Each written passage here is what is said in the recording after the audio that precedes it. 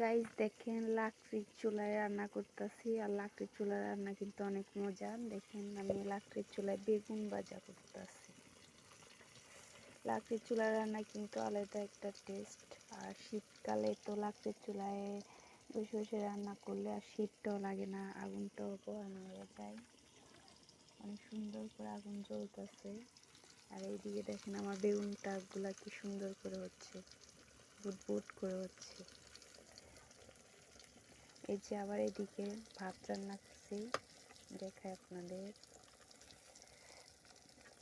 এই যে ভাত,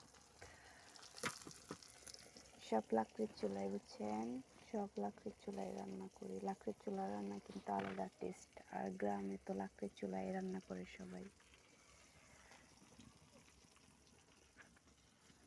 আর এটা কি জানেন, কি দিয়ে রান্না করতেছি? এটা হচ্ছে,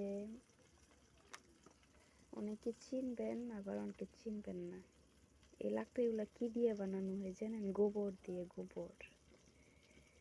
গোবর দিয়ে বানানো হয়। আপনাদের দেশে এগুলাকে কি বলে, কোন নামে চিনেন আপনারা একটু কমেন্টে জানাবেন।